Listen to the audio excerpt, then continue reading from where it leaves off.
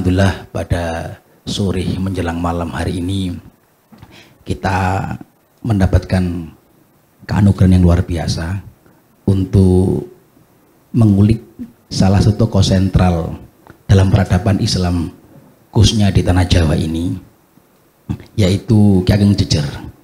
Sebelumnya kenalkan, saya sebagai moderator di sini akan memandu acara pada sore hari ini. Saya pun dulu, kita sudah dirawuh atau didatangi dua narasumber yang insya Allah nanti akan memberikan banyak hal terkait tema yang diusung oleh panitia pada sore hari ini. Kiai Ageng Jejer, Pesantren dan Tatanan Mataram abad ke-16. Yang pertama, narasumber kita ada Kiai Haji Jawis Masruri, pengasuh Ponpes Amumerta Yogyakarta. Sugeng sore Yai. Yang kedua ada narasumber kita juga Mas Taufik Hakim, seorang filolog Kawedanan Widya Budaya Keraton Yogyakarta Hatingrat dan juga sekaligus dosen UIN Raden Mas Said ya. Baik teman-teman, nanti kita bisa elaborasi bersama-sama. Kita beri waktu kepada dua narasumber kita untuk memaparkan tema pada sore hari ini. Kiai Ageng Jejer ini tokoh yang sangat sentral, tokoh yang menjadi, boleh bisa dikatakan, peletak pondasi mazhab keagamaan yang ada di Mataram Islam. Karena beliau adalah guru dari Sultan Agung Hanyokrokusumo bin Hanyokorowati bin Panembahan Senopati bin Nislawian bin Selo bin Kertas Bentowo bin Bulan Kejawan. Itu yang kita ketahui.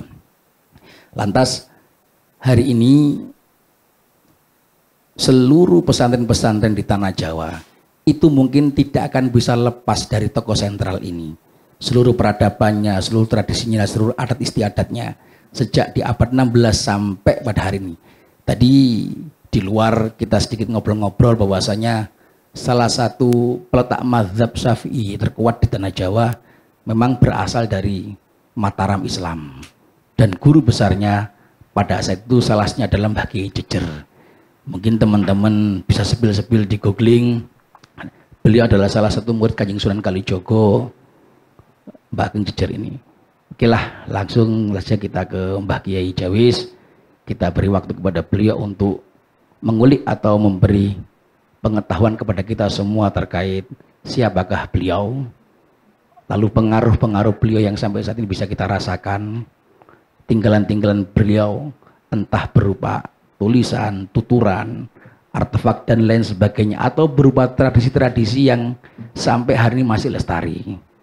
Yang kemudian nanti dilanjut oleh Mas Taufik yang akan melihat sisi lain atau mencoba memotret Ki Ageng Jejer dan Mataram di 16 itu dalam cara pandang yang lain. Lalu kita kontekstualisasi pada zaman hari ini.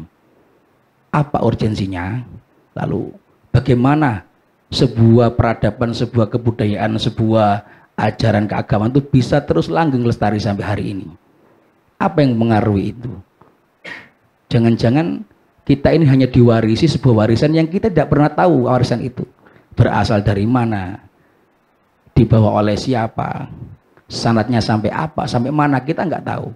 Tapi yang jelas sosok sentral ini yang hari ini mau tidak mau semua, bahkan kalender-kalender yang kita kita yakini sebagai kalender yang kita lihat hari ini itu tak lepas dari kreativitas Kanjeng Sultan Agung. Dan Kanjeng Sultan Agung tidak mungkin bisa menemukan itu tanpa sosok guru yang luar biasa seperti Simbah Kiai Jejer. Ada yang mengatakan seorang peneliti bentuk hitung-hitungannya itu sudah matematika kalkulus. Itu ditemukan tahun 1960-an di Inggris.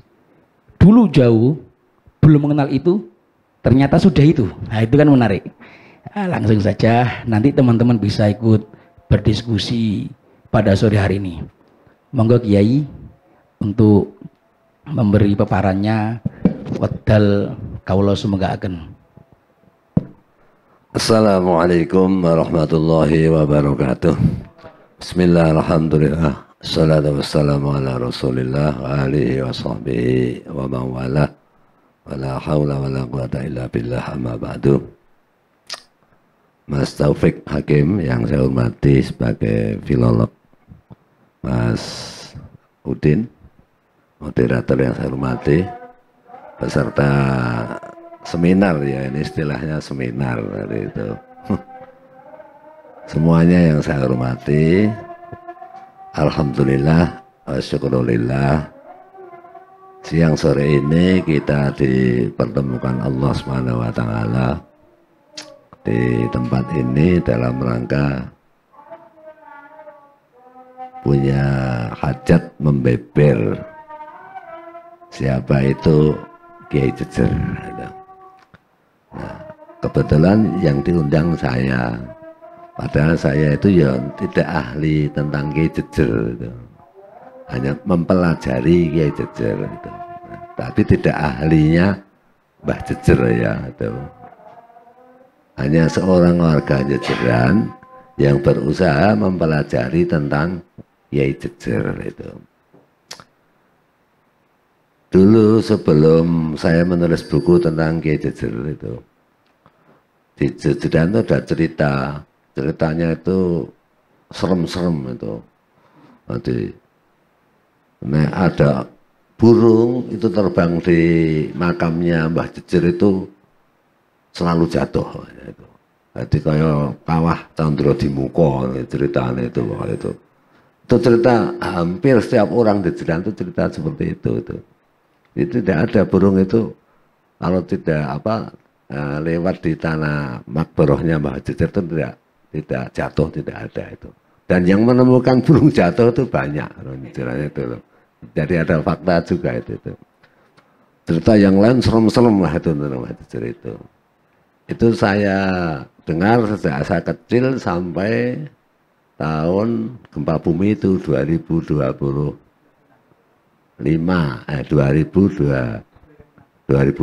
ya, itu 2006 itu. Itu ceritanya, nantilah ada gempa bumi itu tambah memecut saya untuk mempelajari tentang Mbah Jejer.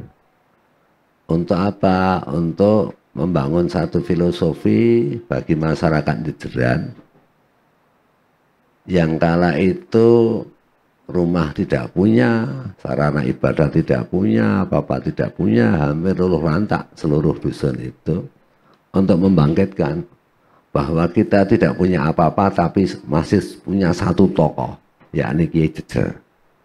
Itu saya pidato di Masjid Jejeran itu, orang pada semangat itu. Tapi saya sendiri nggak ngerti Kiai Jejer. Nggak punya apa-apa, yang penting saya duwe Kiai Jejer itu. Nanti lala itu kurun waktu saya ditunjuk oleh masyarakat Jejeran membangun peradaban di Jejeran, ada jembatan, ada masjid dan lain-lain itu, yang memaksa saya untuk belajar lebih dalam tentang geografi Jejeran itu. Seperti tadi saya ceritakan awal kepada Mas Taufik dan Mas Udin itu, saya ditunjuk oleh masyarakat Jejeran, salah satunya membangun masjid yang rusak. Saya pelajari tanahnya tanah Keraton Ngayogyakarta semuanya itu, kecuali tanah makamnya Mbah Jejer, itu tanah putih di situ, tidak ada yang memiliki itu. Catatan di desa atau Kelurahan Wonokromo waktu itu seperti itu. Makanya terus saya matur ke Ngarso Dalem untuk masjidnya rusak untuk dibangun, dan Ngarso Dalem rawuh di Jejeran. Rawuh di Jejeran bersedia membantu ya kadarnya pada waktu itu, tapi yang saya butuhkan semangat, itu semangat. Dengan Ngarso Dalem rawuh di Jejeran itu untuk menyemangatkan masyarakat Jejeran, bukan materinya itu ya.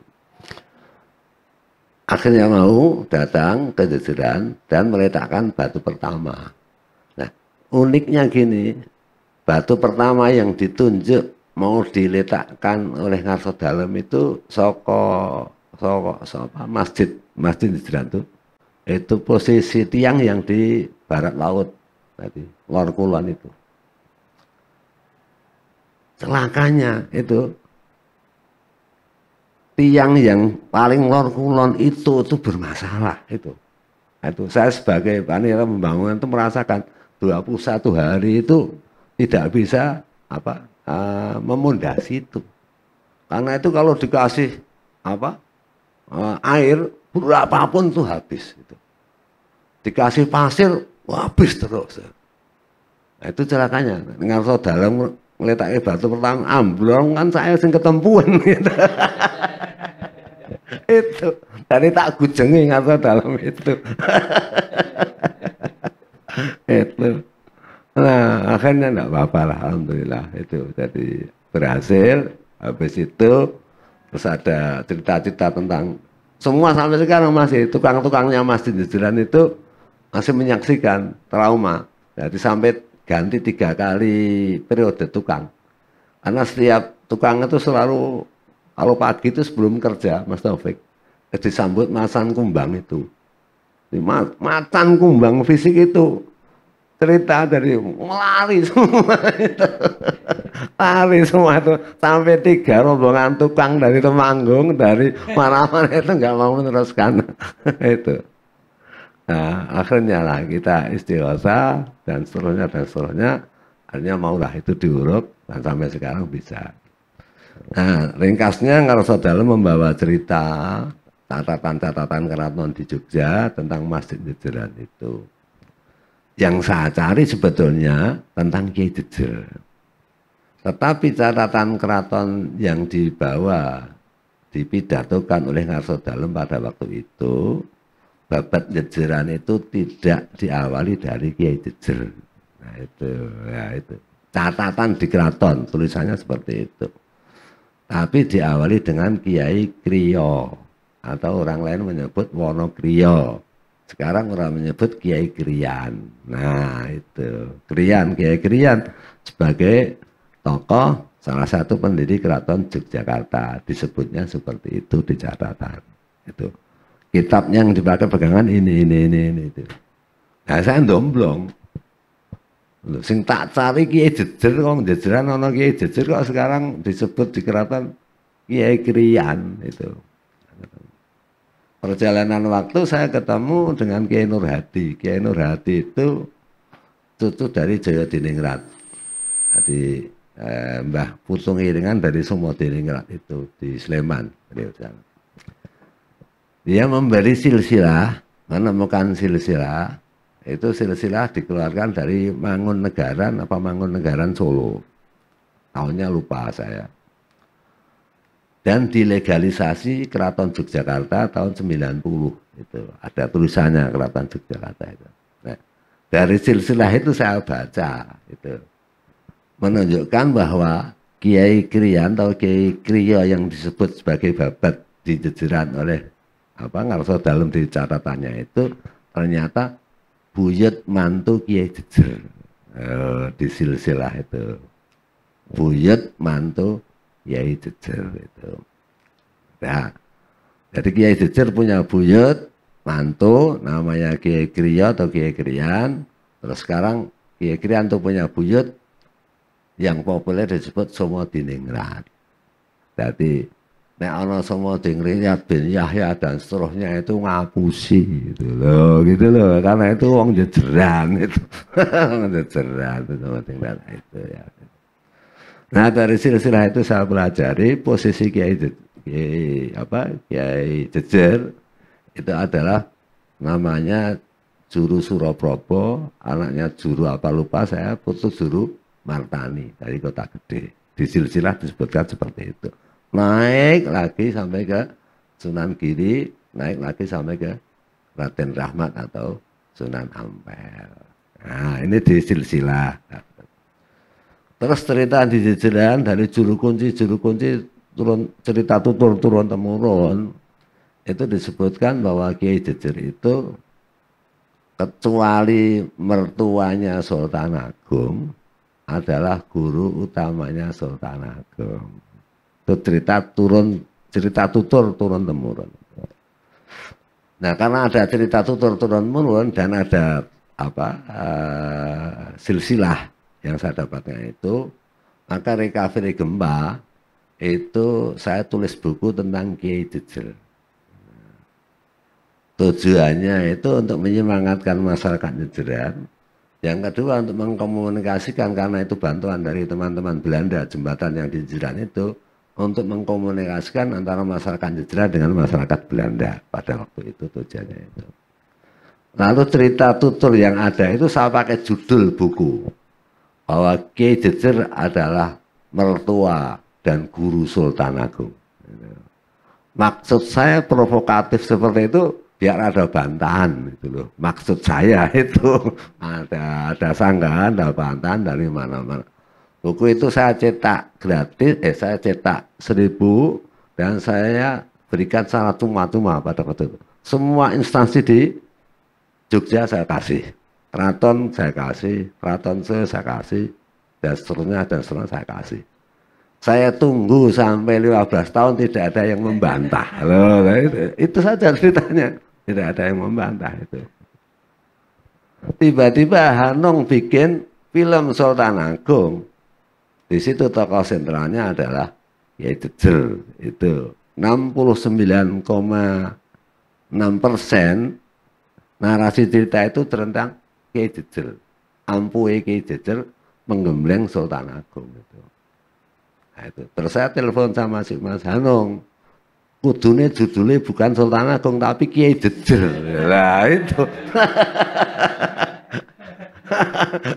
Lah iya, Hanung itu kan anaknya Pak Salim. Pak Salim itu kan bapaknya teman saya. Sekarang tinggalnya juga di belakang budi saya di Ngasem itu. Saya guyonnya gitu itu loh. Pertama itu karena peranan Kiai Jejer lebih lama, durasinya lebih lama.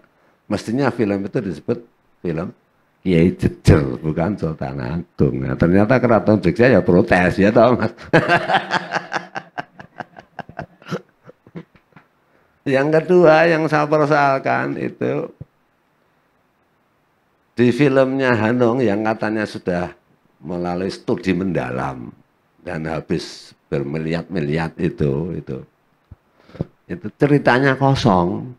Kosongnya itu dalam hal tempat belajarnya Sultan Agung di Jejeran. Jadi diceritakan saja keturunan Trah Mataram kota gede pada belajar ngaji di Jejeran. Ayo ngaji di Jejeran, ayo ngaji di Jejeran, ayo ngaji di Jejeran. Tapi tidak disebutkan di mana di Jejerannya itu. Sehingga lokasinya itu palsu, bukan di Jejeran. Tapi lokasinya itu ada di studionya Hanung itu mana di Gamplong. Nah, Gamplong. Alasannya di Jejeran tidak bisa membayangkan atau mencari satu lokasi yang 400 tahun yang lalu masih murni. Di sana ada. Itu. Pertanyaannya di mana itu belajarnya? Sultan Agung itu tempatnya di mana? Sampai sekarang tak terjawab.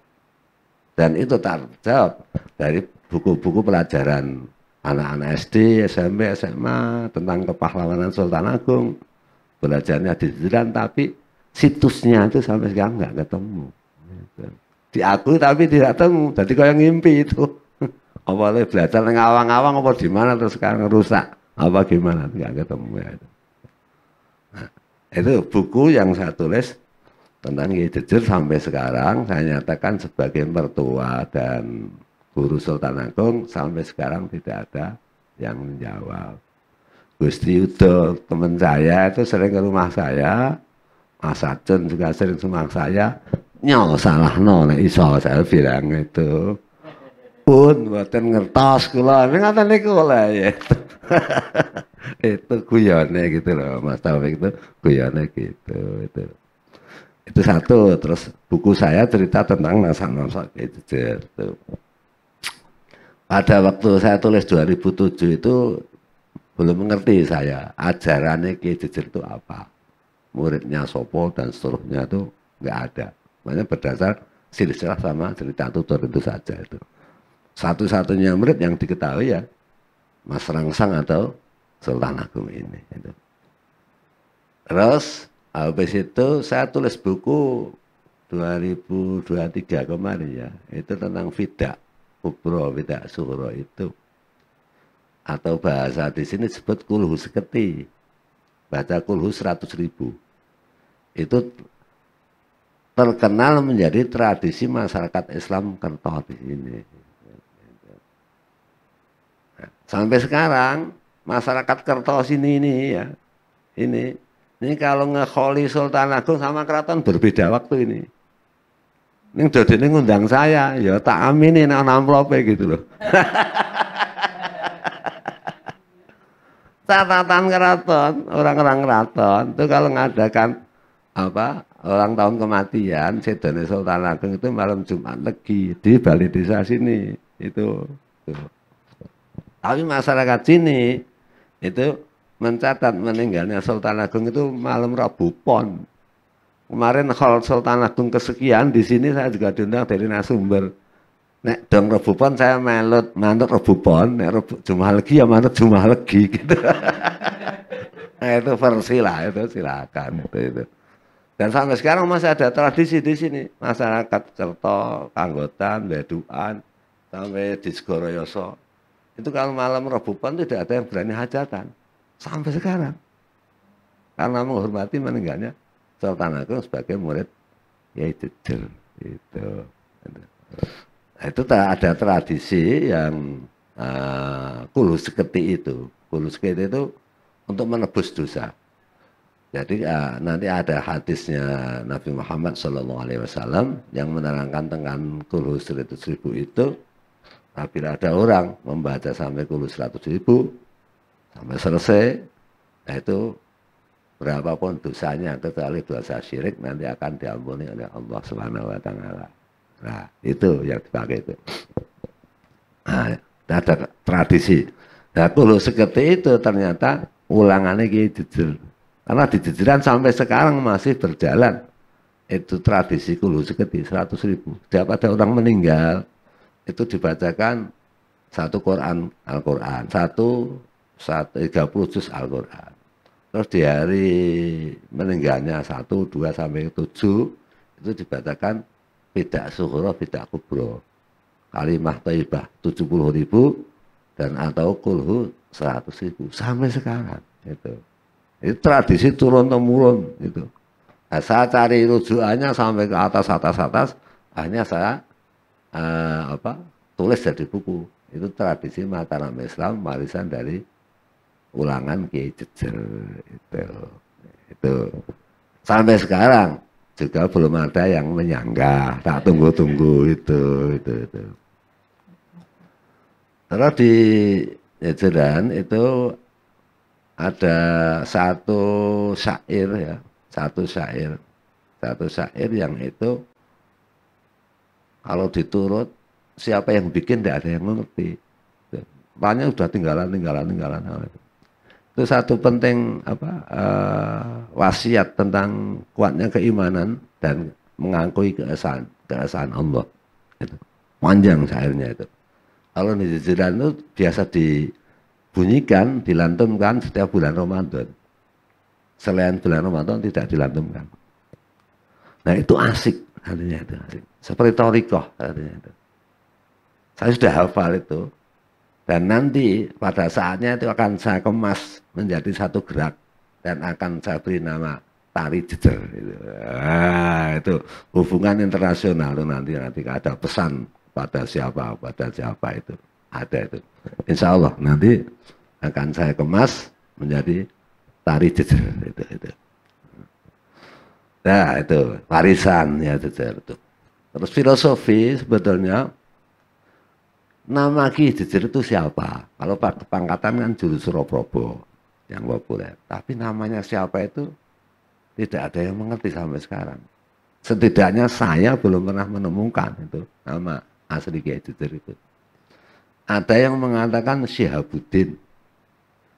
Syihabuddin itu kan nama gelar itu bisa nama orang, bisa nama gelar. Karena itu obor agama, pemuka agama, ulama itu bisa. Bisa untuk nama, bisa untuk gelar. Jadi masih belum. Nama yang sesungguhnya itu sampai sekarang saya belum mengerti. Gitu. Misalnya kalau dibandingkan dengan Sultan Agung, nama kecilnya Mas Rangsang itu Soheh, gitu ya. Sultan yang sekarang Herjuno itu Soheh. Arso dalam 9 Doro Jatun itu Soheh. Nah, itu nama Kyai Jejer yang dulu itu belum pernah ada yang mengerti sampai sekarang. Sebenarnya saya belum pernah menemukan. Sehingga nama Kiai Jejer ini ya sebagai sanepo menurut saya. Sanepo. Sanepo itu ngerti nggak sanepo itu?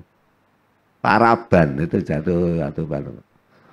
Ceritanya Kiai itu meninggal dalam posisi ngadeg lurus nempel di pohon belimbing yang bergerigi 5. Itu ceritanya. Makanya dinamakan Kiai Jejer karena meninggal dalam keadaan ngadeg ngejejer gitu. Ngadeg ngejejer. Ngejejer itu tandanya berdiri tegak lurus, itu namanya jejer. Jejer berdiri. Namanya yang apa?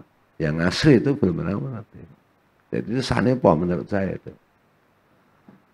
Nah terus kalau kita pelajari Kiai Jejer itu ya, kecuali ulama ahli pertanian, kalau Anda nanti bisa menemukan, dulu pada waktu gempa bumi itu saya nengok di sana, di Nitian, Sidian. Sidian itu kan umpengnya kali itu kan ambruk gitu ya. Ambruk, rusak itu. Itu ada tahun 1601 apa 1603 di sana itu ada. Itu gejlik itu ada tahunnya itu. Artinya itu mungkin jasa Kiai Jejer.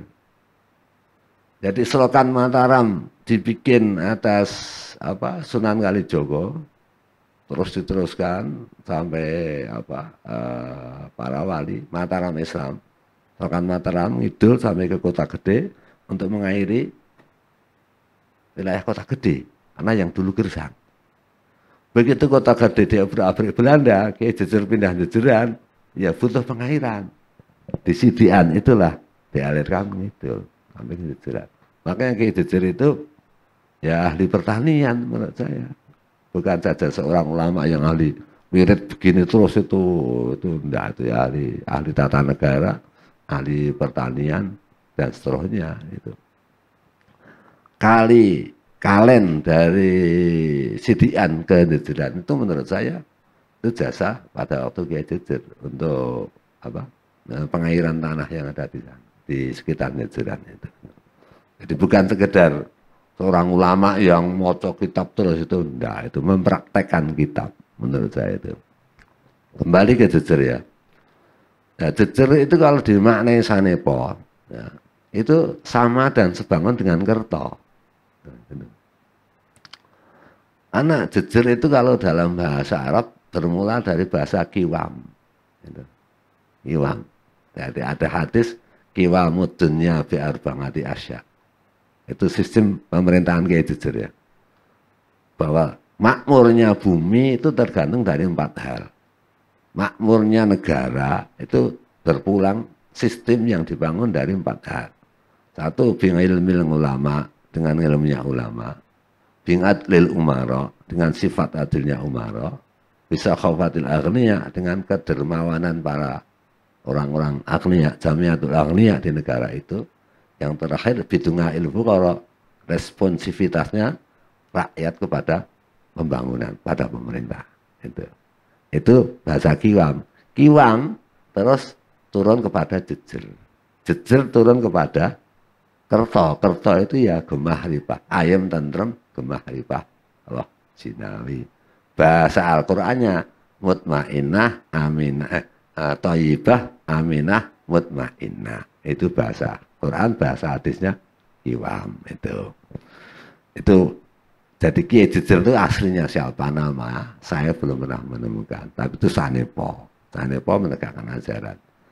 Blimbing itu memang ada wujud blimbing bergerigi 5 itu, dan dulu terkena angker itu. Terkena angker, jadi kalau orang ziarah ke situ nanti kok ambil blimbingnya itu tidak seizin Mbah Jejer, bahasanya orang ziarah itu. Paling-paling ya iso mulai jingkulen gini gitu loh. Nek nembung Mbah aku njaluk blimbinge sing legi, metik dadi legi. Nek ndak nembung Mbah aku njaluk blimbinge iso tawar, itu cerita orang. Dan angker banyak orang yang kesurupan di sana itu dengan blimbingnya Mbah Jejer itu. Jadi apa Jejer menegakkan rukun Islam yang 5, itu maksudnya ya Jejer itu dengan blimbing itu ya. Makanya dari Jejer menjadi Kerto. Kerto itu kan Mahrifah Lojinawi itu ya. Dari Kerto ini kalau saya memaknai pindah mangkurat 1, 2, 3 pecah menjadi Kertosuro, pakai Kerto juga. Ya, Kertosuro, pakai nama sini itu. Pindah 1755 apa Gianti Solo itu kerajaan Amesewu yang kurang kreatif karena hanya membalik nama Surakerta.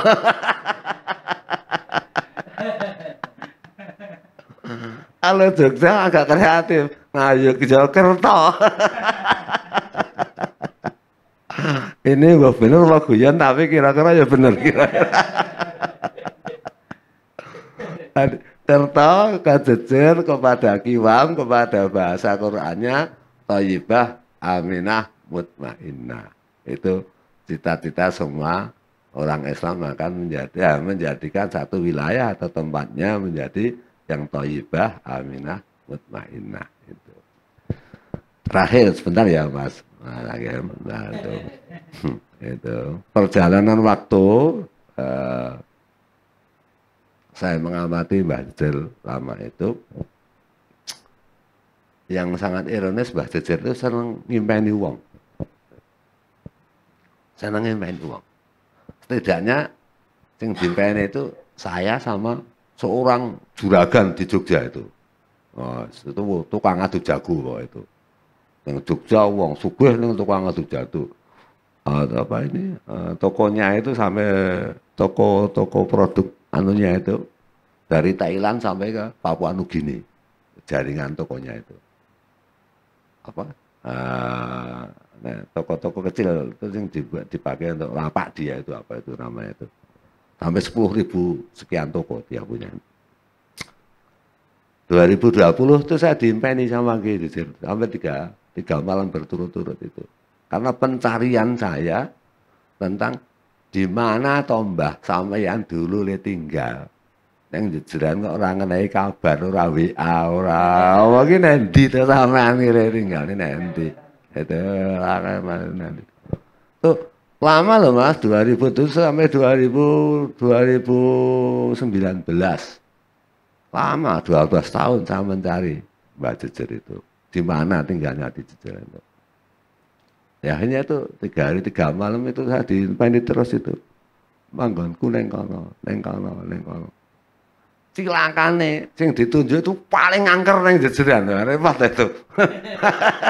Paling angker neng Jejeran. Paling angker neng Jejeran. Karena penasaran, ya saya akhirnya itu minta tolong tukang-tukang sumur itu. 9 tukang sumur.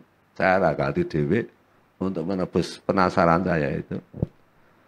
Saya suruh minta untuk ngeduk tanah itu. Ono foto jandane situ itu. Koduk beres. Tuan itu dianggap wong gila saya sama orang-orang itu. Ngeduk apa ning kono? Kongkonan wong songo membayari wong itu golek apa? Tak jawab ono lele gede banget ning ngene itu. Nek ra minggir kowe iso doyak lele ya, akhirnya ada minggir. Itu. Akhirnya lah itu pas kita ngadakan hall Mbah Jejer yang ke-403. Itu 403 itu saya hall. Hall ke-400 itu saya sebut hall 400 karena 1617 ya kira-kira meninggal. Itu setiap hall dihadiri 5.000 orang saya ngundang Mbah Jejer itu. Kalau yang keempat 2020 itu impi itu. Akhirnya itu digedok, ketemu di situ ada ompak, ada keramik, ada guci dan seterusnya. Kita potret. Nah, kita potret, kita tutup kembali. Sampai sekarang tidak ada yang mengerti kecuali saya dan yang ngeduk itu takkan sumpah bisu sampai sekarang. Sampai sekarang itu. Sebab apa? Sebab gini, Saya belum punya lembaga yang akan bisa mengamankan itu. Karena di situ diperkirakan menurut cerita itu banyak akses yang digemari oleh para perempuan. Karena banyak intan, banyak emas di situ. Kota gede di Timur Belanda, kekayaannya utar-atir dibawa ke Jejeran sebelum membangun keraton yang ada di barat sini. Itu. Nah, diperkirakan untuk yang membangun keraton ini masih turah separuh di sana. Yang seperempat di bawah Belanda. Yang masih ada yang seperempat. Itu cerita orang ngerti itu. Nah itu saya followerkan. Ini loh situsnya yang diduga Mbah Jujur rebutan wong golek emas. Repot saya itu nanti. Wah, so rebutan nanti kayak ngau sireng barang kayak daftar. Gojek, ya, itu Gojek. Akhirnya saya tutup sampai sekarang. Saya biarkan, nggak tahu sampai kapan itu. Nah baru beberapa tahun ini orang masyarakat Jejeran mendorong menghauli Mbah Jujur lagi, dan kita akan awali besok tanggal malam 17 Bakdo Mulut, 12 hari lagi kira-kira kita adakan haul di sana dengan 2.000 orang. Saya berencana membuat yayasan Ki Ageng Jejer. Nah, itu kalau sudah ada yayasan, sudah ada badan hukum, dan seterusnya, dan alhamdulillah ada Bu Popi, ada teman-teman di antropolog, beberapa profesor di sosiologi, ada Pak Baikuni, profesor, dan seterusnya itu datang ke rumah, ada Mas Dr. Jatmiko di UPN, bersedia membantu saya untuk mengurus lebih dalam tentang situs Mbah Jujur ini. Harapan saya nanti akan ada data-data yang baru yang lebih komplit untuk dijadikan naskah akademik yang kemudian kita ajukan menjadi undang-undang cagar budaya agar dimiliki bersama. Ini sudah saya awali seminggu yang lalu. Saya matur neng Ngarsa Dalem melalui surat. Saya mohon arahan dan pangestu kepada Ngarsa Dalem untuk mendirikan Yayasan Ki Ageng Jejer. Suratnya sudah terjawab, sudah saya bawa, tinggal badan hukum. Insya Allah kalau tidak ada halangan akan saya deklarasi tepat 10 November sebagai Hari Pahlawan Nasional Ki Ageng Jejer yang mencetak seorang pahlawan nasional namanya Sultan Agung Hanyokrokusumo. Demikian dulu. Wassalamualaikum warahmatullahi wabarakatuh.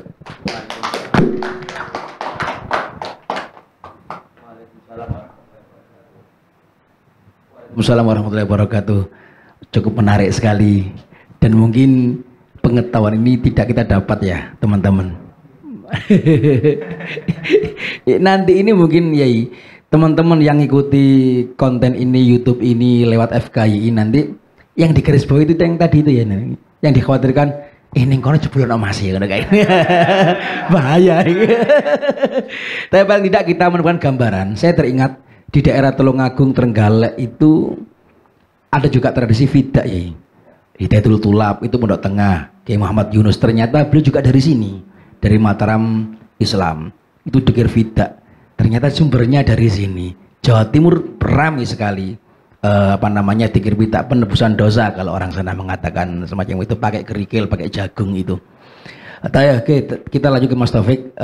Perlu kita ketahui teman-teman, salah satu tradisi yang berkembang di Indonesia, di tanah Jawa, di Nusantara ini adalah tradisi tutur. Itu khas tradisi kuno kita. Kalau di Cina ada yin yang, di kita itu ada toh dan tu. Warisan kapitayan lama. Orang itu harus memiliki toh dan memiliki tu, memiliki tuah dan memiliki tulah. Itu baru nanti dia bisa menjadi orang yang benar-benar diagungkan, sosok yang dibutuhkan, nasihatnya dan lain sebagainya. Itu khas. Tu itu nanti jadi ratu, datu dan lain sebagainya. To jadi tombak, tu jadi tulisan, jadi tutur dan lain sebagainya. Maka mungkin dalam tradisi barat ada sedikit persilangan atau persimpangan bahwasanya ketika tradisi tutur di kita ini kurang dicara, dihargai. Tapi kalau kita tengok sejenak di tradisi barat, teman-teman pasti paham lah. itu direkam di Atmakusuma. Dulu ada namanya Horace Greeley, itu juga berasal dari tradisi tutur, tradisi lisan yang jadi Daily Star dan lain sebagainya, itu era 1850 sebelum sekarang jadi surat kabar yang sangat besar. Itu teman-teman ya, kita banyak mengetahui ternyata Mbah Jejer secara filosofi disampaikan oleh Romo Kiai seperti tadi, dan sampai hari ini namanya dereng ngenten ya nggih. Nanti mungkin kalau Kiai diimpiin lah Mbah Jejer terus jenengku iki lho, katanya iki lho. Oke, kita beranjak ke narasumber kita yang kedua, Mas Taufik, seorang filolog. Waktu dan tempat Kiai persilakan. Cekapipun, monggo Mas. Ya, assalamualaikum warahmatullahi wabarakatuh. Sugeng siang. Yang terhormat Romo Yai, Mas Gus Cak Udin dan Mas Adi Pandoyo, Pangeran Sabrang Loringrut. Saya nggak berani nolak dawuh Mas Adi beberapa waktu lalu untuk ikut ngangsu kawruh pada Romo Yai Jawis pada sore hari ini. Secara umum tadi sudah disampaikan oleh Romo Yai perihal sejarah Kiai Jejer yang memang dalam catatan-catatan dan inskripsi-inskripsi Mataram Islam periode awal itu sangat sulit. Namun begitu bukan berarti itu tidak ada.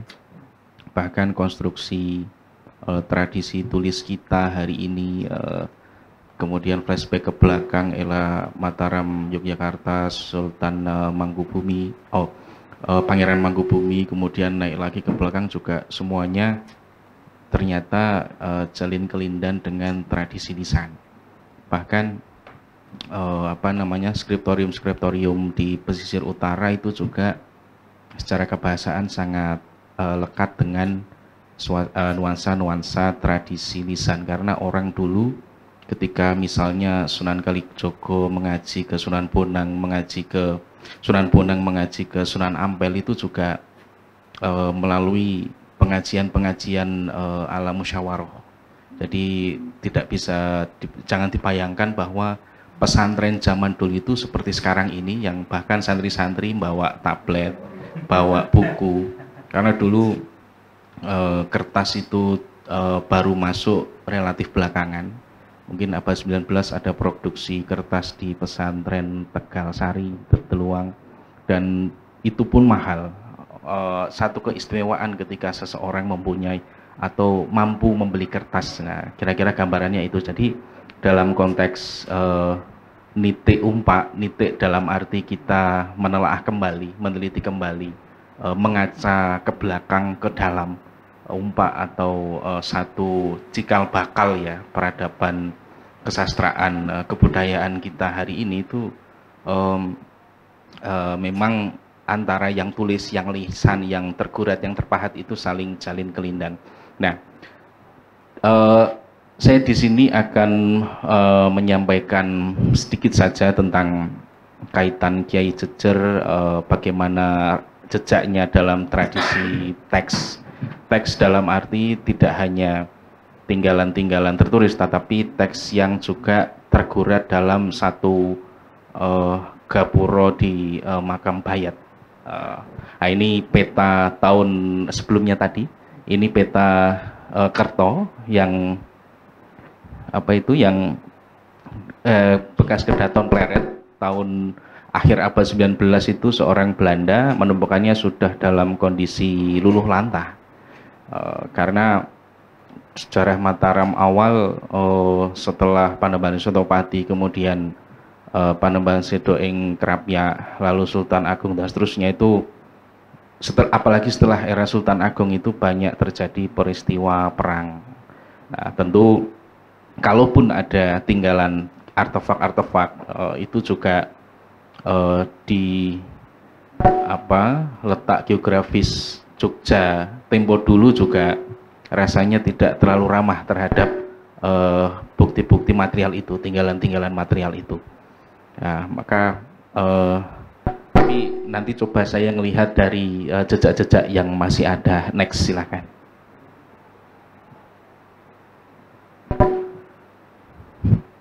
Ya, bisa next. Nah, ini tahun 2023 waktu saya masih studi di Gajah Mada itu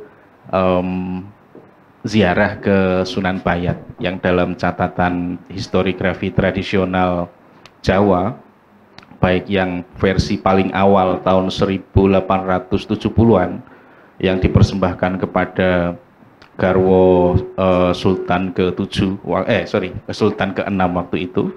Kemudian serat niti itu disalin sampai lebih dari 20 di kemudian hari. Tidak hanya tradisi Yogyakarta, tetapi juga tradisi Surakarta.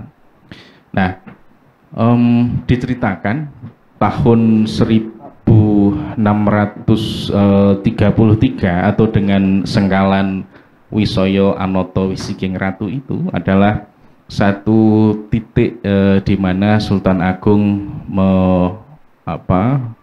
merenovasi makam Sunan Bayat waktu itu, karena ada semacam kekhawatiran oleh Sultan Agung terhadap masyarakat Tembayat waktu itu, masyarakat yang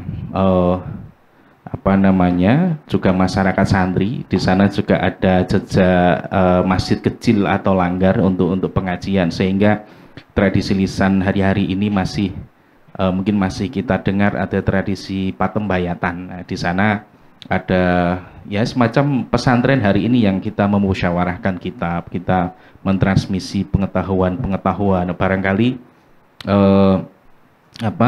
tradisi Vida, kemudian ajaran-ajaran Sunan Giri Gajah, kemudian ilmu-ilmu tauhid, nukilan-nukilan pengajian-pengajian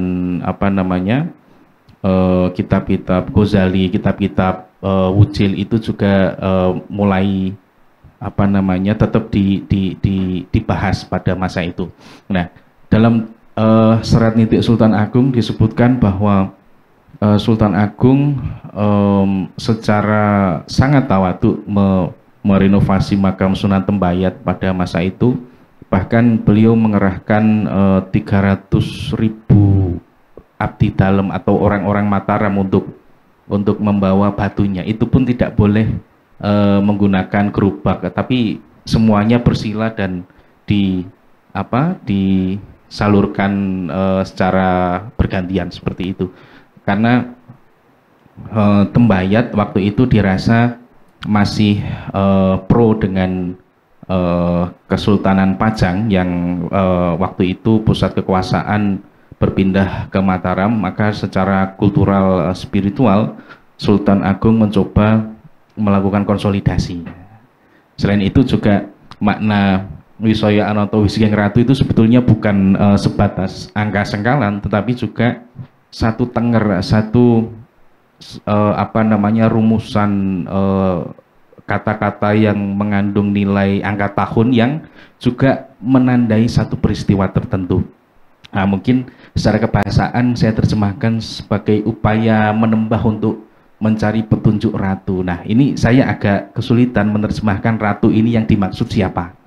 Apakah Gusti Allah, apakah Sunan Bayat di era itu yang menjadi satu punjer juga setelah generasi Sunan Giri ya, karena raja-raja setelah Majapahit, Demak, Pajang, bahkan Panembahan, Senopati itu juga harus meminta restu sebagai legitimasi rohani kepada Sunan Giri.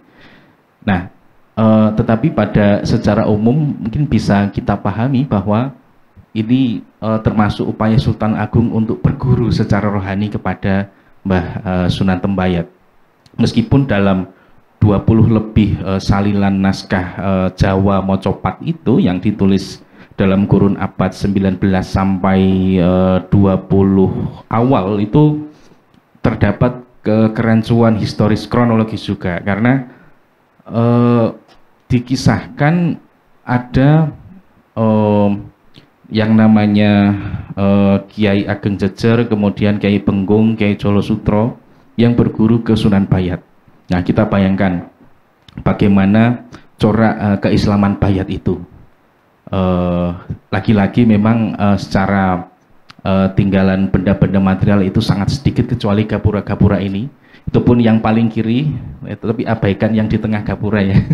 Itu di Gapura Pamuncar yang tetengernya Mbah Sultan Hadiwijoyo ketika merehab itu. Nah, kita lihat bisa ada ornamen-ornamen yang khas masa peralihan setelah Majapahit. Ini pun juga mirip-mirip dengan seni ornamen ragam hias di Mantingan Jepara, kemudian di Cirebon, mungkin lebih lagi di Banten, kemudian bahkan di era sekarang juga khasnya penuh dengan stilisasi, karena secara fikih waktu itu tidak diperkenankan untuk menggambar wujud manusia atau hewan, sehingga mereka lebih pada penggambaran sulur-sulur yang distilisasi membentuk satu pola. Oh ya, saya lupa motret, di salah satu sisi juga ada satu ornamen bunga pandan. Nah, bunga pandan yang ternyata konon dulu subur tumbuh di daerah situ, dan artinya ini dan bisa untuk jadi sarana pengobatan seperti diare, kemudian sakit segala macam. Dan artinya apa?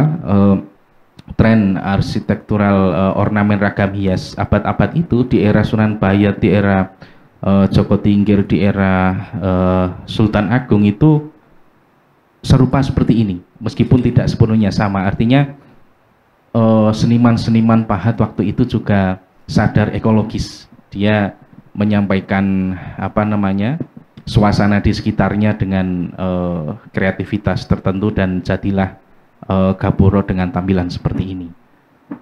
Nah, kenapa ini penting? Karena umumnya para era kewalian setelah Majapahit dari Demak ke sini itu memang mereka ada adaptasi, ada vernakularisasi, atau mungkin orang-orang Barat menyebutnya sebagai sinkretisme, meskipun tidak sepenuhnya seperti itu. Dalam artinya secara istilah sinkretisme itu juga agak bermasalah, karena konsep itu yang seolah-olah memisahkan antara Jawa dengan Islamnya. Padahal itu di era Sultan Agung, terutama di era Kiai Jejer, itu satu entitas yang tunggal dengan dasar-dasar misalnya yang tergambar dalam Suluk Wucil abad 16, kemudian Serat Niti Sruti, meskipun versi yang ada sekarang adalah salinan, dia juga nafasnya sebangun dengan konstruksi teologis Suluk Wucil yang pada intinya adalah ilmu tentang fana, yang berarti dunia ini adalah manifest yang ilahi, namun sama tapi tidak sama. Gimana ya? Secara transenden ada penyatuan. Nah, itu yang kemudian hari juga diterjemahkan oleh Sultan Agung dalam sastro gending, bahwa antara gending dan sastro harus selaras. Nah, artinya gending itu bisa beragam namun akarnya dari satu sastra yang sama. Nah, memang ya di sini sebagai catatan bahwa sumber-sumber abad 19-18 untuk melihat peristiwa era yang lebih lampau itu sering disangsikan, tetapi pujangga-pujangga Jawa seperti Ronggo Warsito, Yosodipuro, Caripodro, Pangeran Kadilangu, Susuhunan Adi Kadilangu, bukan Susunan Adi Pandoyo ya. Susunan Adi, kemudian Panembahan Joyoprono yang makamnya di Cunggup, makam Kota Gede yang paling atas itu. Nah, itu mereka punya kebiasaan untuk saling menghimpun cerita, baik lisan maupun tertulis. Mungkin catatannya sudah tidak ada, tetapi banyak kesaksian-kesaksian dalam kolofon-kolofon manuskrip atau naskah kuno yang mereka mendapat sumber dari kerabat keraton, kemudian dari guru mereka. Jadi sanad istilahnya mungkin perawinya itu juga jelas di era itu. Jadi dalam hal ini sumber-sumber historiografi tradisional pun juga sebetulnya dianggap cukup mampu lah untuk meneropong masa-masa yang lebih silam, meskipun ada kerja-kerja filologis yang agak rumit ya, mulai pilihan katanya, mulai dari susunan kalimatnya. Nah, kalau dilihat ini kan secara filologis Wisaya Anoto Wisiking Ratu itu, Wisiking saya terjemahkan petunjuk karena S-nya dia bukan S tebal. Kadang yang aksara so itu kan kadang kalau S tebal ada tanda khusus ya. Nah, ini misalnya pertimbangan seperti itu. Nah, saya coba melihat Kiai Jejer dari guru beliau, karena dalam tradisi tulis kita yang paling awal tentang serat nitik Sultan Agung itu Kiai Jejer satu perguruan dengan Kiai Benggung dan Kiai Jolo Sutro yang berguru kepada Sunan Tembayat waktu itu.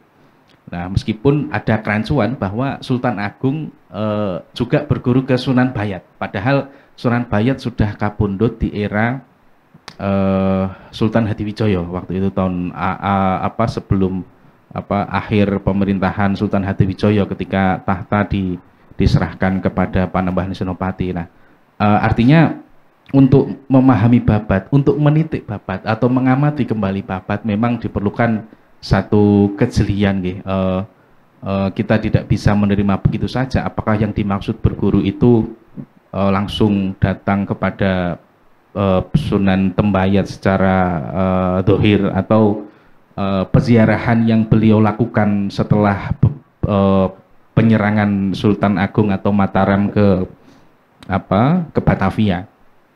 Tapi yang jelas ini peziarahan beliau tahun 1633 ketika selesai dilakukan pemugaran. Nah, dalam arti mungkin secara sastra, secara pakem puitika Jawa, Pujangga Mataram Yogyakarta ini ingin menghadirkan, ingin mengutuskan Sultan Agung juga berguru kepada Sunan Bayat yang punya kewibawaan magis waktu itu, meskipun sudah kapundhut dengan jejak-jejaknya. Dan dalam tradisi tulis serat nitik dalam hampir 20 versi itu, Sultan Agung menikah dengan putri Ki Ageng Jejer yang bernama Roro Sengkan. Ini menjadi permaisuri Anem waktu itu, karena yang menjadi raja dari garwo permaisuri yang sepuh yang menurunkan Amangkurat I.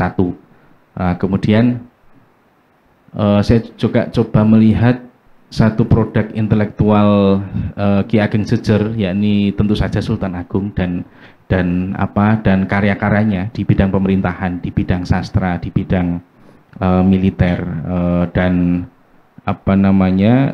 jika benar tadi tahun Romo Yai ngendikau bahwa pernah ditemukan satu umpak berangkat tahun 1601 ya Yai. Nah, itu kira-kira era akhir Panembahan Senopati atau mulai berdirinya mulai naik tahtanya Panembahan Seto ing Krapyak. Jadi boleh jadi Ki Ageng Jejer ini sudah eksis di era sebelumnya, karena satu generasi dengan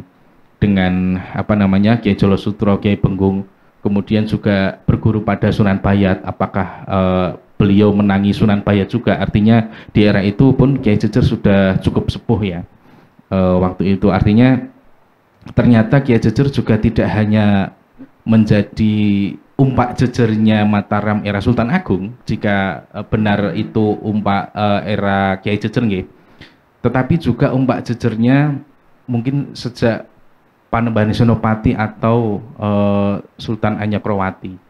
Jadi memang Mataram sejak awal beliau yang jejeri baratnya. Mungkin itu juga yang berkembang di masyarakat, mengapa beliau dikenal sebagai lakopannya Kiai Jejer. Barangkali demikian.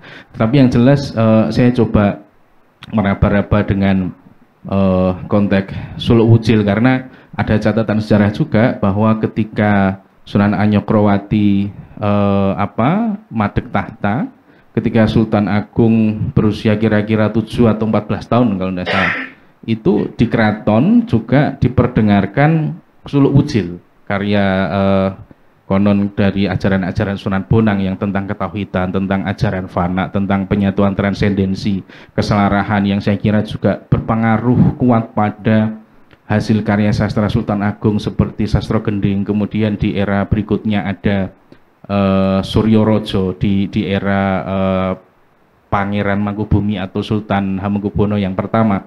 Bahkan konsep-konsep teologis itu juga berpengaruh pada tradisi kesastraan Mataram periode akhir, Kertosuro, Surakarta, Yogyakarta. Racikannya kira-kira sama karena pujangganya juga satu nasab dan satu sanad. Jadi estafet ini saya kira juga patut dipertimbangkan untuk melihat kembali fondasi atau bagaimana tatanan sastra, tatanan pemerintahan di Mataram itu dibentuk ya. Karena pujangga zaman dulu memang bukan seperti yang sekarang, dia ada divisi khusus, tapi seringnya adalah seorang cari raja, cari kawadanan yang dia tidak hanya matang secara pengetahuan intelektual, tetapi juga secara spiritual. Nah, dia juga menjadi penasihat raja yang sehari-hari dekat dengan raja. Namanya juga carikan tiap hari juga nderek ke sultannya, kira-kira begitu. Sehingga dari sini sementara bisa diperkirakan bahwa sanad keilmuan dari, katakanlah kita tarik dari Sunan Ampel hingga Mataram sekarang pun sebetulnya relatif sama. Kalau misalnya kalau kita bicara tentang kesastraan Yogyakarta periode Pangeran Mangkubumi, itu beliau juga membawa komandan Korps Suranoto, biasanya bertugas di bagian ritual upacara untuk kewibawaan magis sang sultan.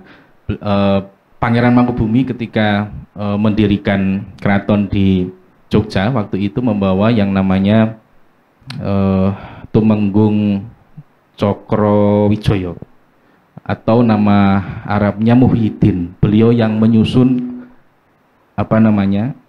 kitab-kitab sastra di Mataram Yogyakarta periode awal seperti Salinan Bratayuda, kemudian ada kumpulan primbon-primbon. Nah, saya kira tentang tradisi Vita, kemudian ajaran-ajaran Syekh Abdul Qadir, kemudian ajaran-ajaran Sunan Giri itu juga masih ikut mewarnai di situ. Meskipun konon Nun Sewu Sunan Amangkurat I juga berupaya melepas hegemoni Giri, tetapi pada nyatanya ajaran-ajaran Giri itu masih terus ditransmisikan, entah di dalam atau di luar lingkungan keraton. Nah, kemudian di dalam karya-karya awal itu juga disebutkan bahwa sering beliau ngutip karya Imam Nawawi, kemudian ajaran Syekh Abdul Qadir, semacam itu yang menjadi satu pondasi kultural keagamaan, di samping kitab-kitab primbon yang rumusannya ini agak sulit karena primbon ini disusun dengan pola tidak seperti matan ya, tetapi dia langsung menyasar pada bab awal, biasanya bab sholat, kemudian ada syarahnya, ada hasiahnya, dia nyebut gurunya, tetapi kadang nama-namanya cukup asing ya, kecuali nama-nama seperti Imam Nawawi atau Syekh Abdul Qadir, itu lebih jelas, mungkin lebih familiar, atau mungkin bisa ditinjau lagi. Dan dari primbon itu juga sering ada persoalan sehari-hari yang dicantumkan sebagai masalah. Misalnya kalau dikatakan ada tradisi Vita, dulu juga dalam tradisi kitab-kitab itu tercantum misalnya Aji Sindung bla bla bla, yang ketika itu satu capaian satu capaian spiritual waktu itu ya, satu capaian ilmu tersendiri. Kemudian ada untuk mengobati sakit sehari-hari seperti sakit perut, doanya ini, fadilah suratnya ini, kemudian cari tanaman ini, itu ada semua tentang pengobatan. Bahkan ada juga tabir gempa, seperti misalnya ketika gempa bulan Muharram di sisi timur laut misalnya, nanti akan terjadi ini, kemudian jika mau dibancai pakai sajen ini, pakai jenang ini, pakai doa ini. Nah, pola-polanya seperti itu. Dia memang transmisi tekstual pemikiran keagamaannya itu memang merujuk dari sanad guru-gurunya. bahkan sampai ke Sunan Giri. Nah, itu artinya satu argumen untuk memperkuat bahwa apa yang diajarkan di mungkin di jajaran hari ini, di Keraton Jogja hari ini, itu juga ya relatif sama lah dengan apa yang dikaji oleh para sunan, para wali periode awal dulu di entah di Ampel, entah di Giri, entah para pujangga di pesantren Onggomoyo, entah di Tegalsari, kemudian di surau-surau ajar para alim ulama di sekitar Mataram waktu itu. Karena dalam catatan periode Sunan Hanyokrowati, Panembahan Sedo Engkrab ya atau Hanyokrowati itu juga saya belum menemukan nama Kiai Jejer. Barangkali memang beliau bukan madeg sebagai penghulu. Karena penghulu, memang konsep penghulu baru diketahui di era Sultan Agung. Saya nggak tahu, mungkin sebelumnya juga sudah ada, hanya mungkin catatannya belum dijumpai.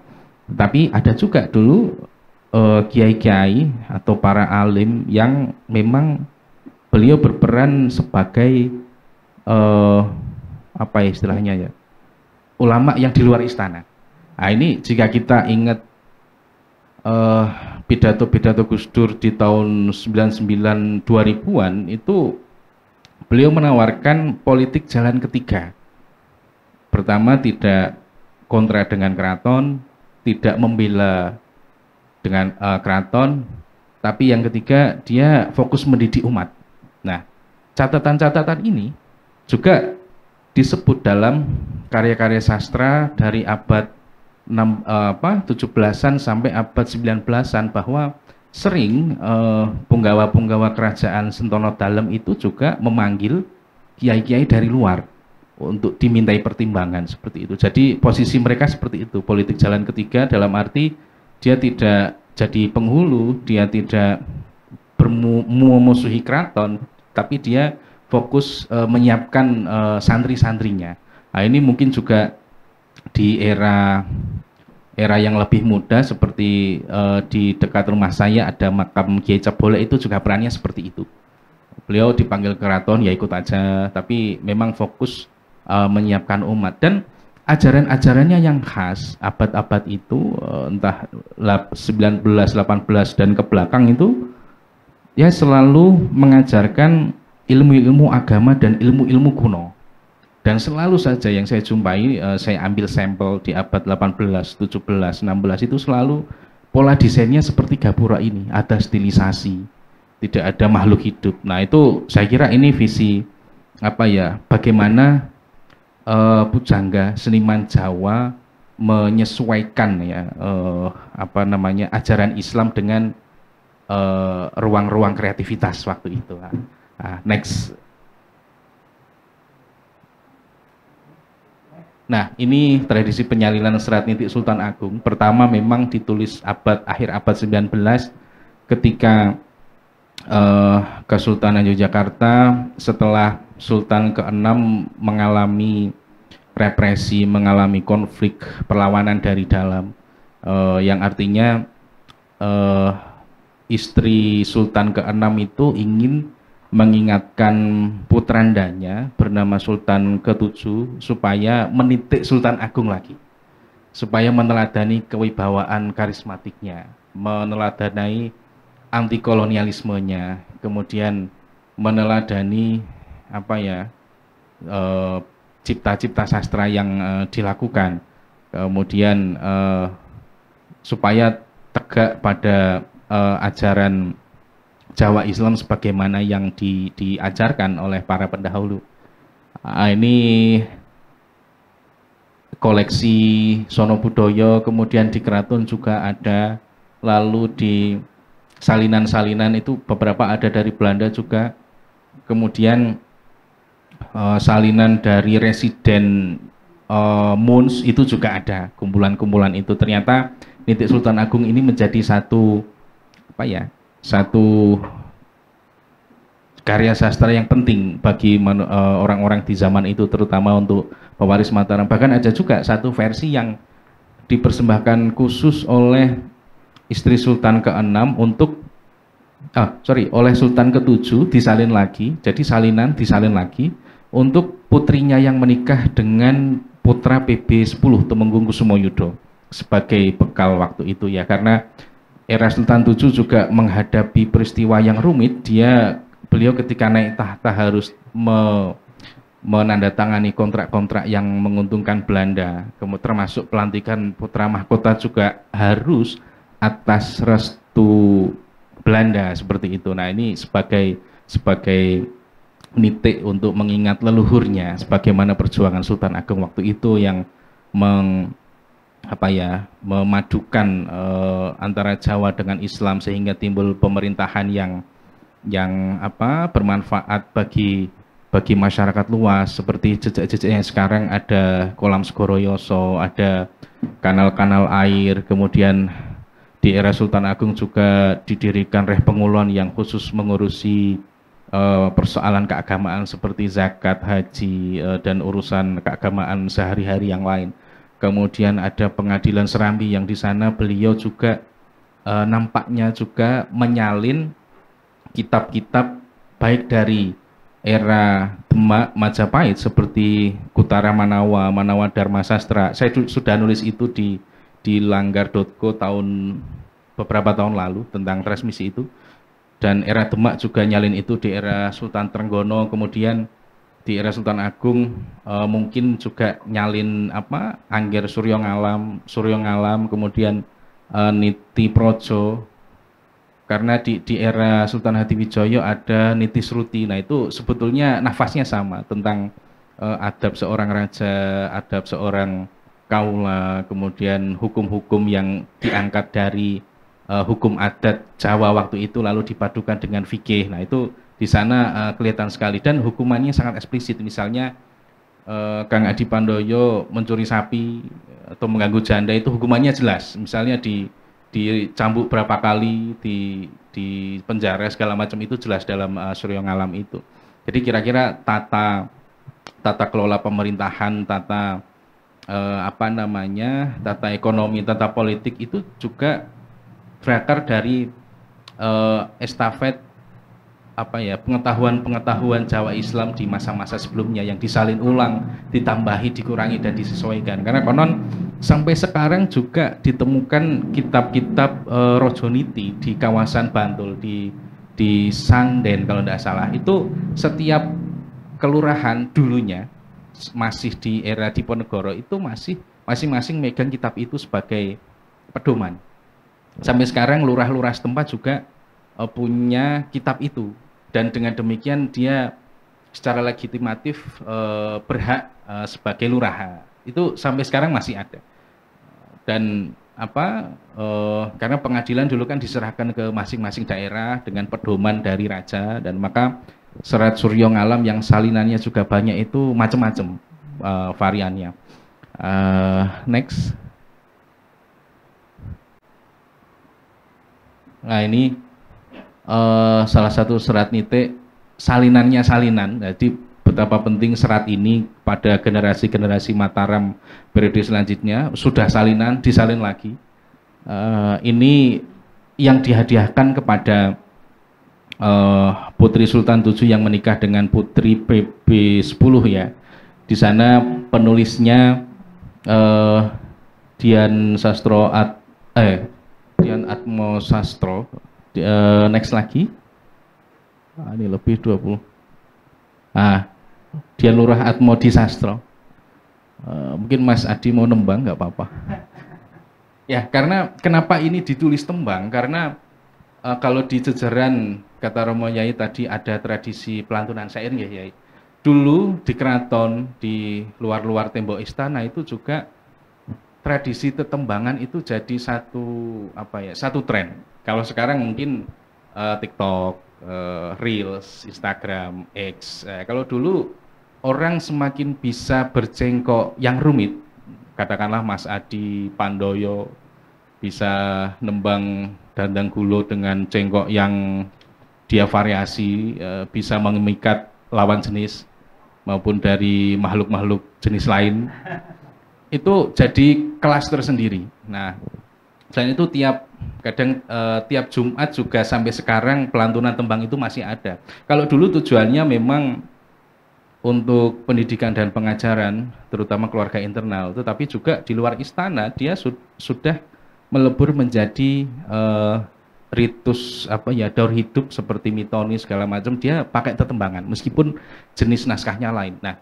kenapa ini dipakai tembang juga saya kira dalam transmisi pengetahuannya juga dilantunkan sebagai satu cara hidup orang-orang Jawa zaman dulu untuk mendidik dan mengajar putra-putri mereka. Dulu cara pengajarannya seperti itu, karena dulu juga belum ada YouTube, belum ada radio, mungkin baru aja. Dan dari sini pun kita bisa tahu bahwa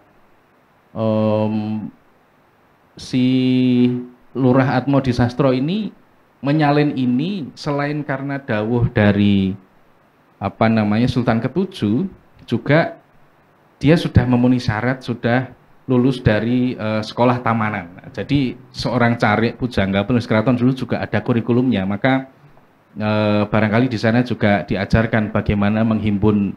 Kalau sekarang mungkin kayak teori-teorinya Vansina, Venegan, menghimpun tradisi lisan. Nah, dulu juga ada seperti itu. Maka dari sini pula pujangga-pujangga itu selain periode sebelumnya nyantri, juga dia punya sekolah dan punya kompetensi untuk menulis. Jadi tidak sekedar menyalin seperti atau yang membuat mungkin orang-orang Barat sebelumnya agak menyangsikan ya sebagai cerita dongeng. Karena pakem puitika Jawa biasanya memang menggunakan pasemon, sanepan seperti itu. Next.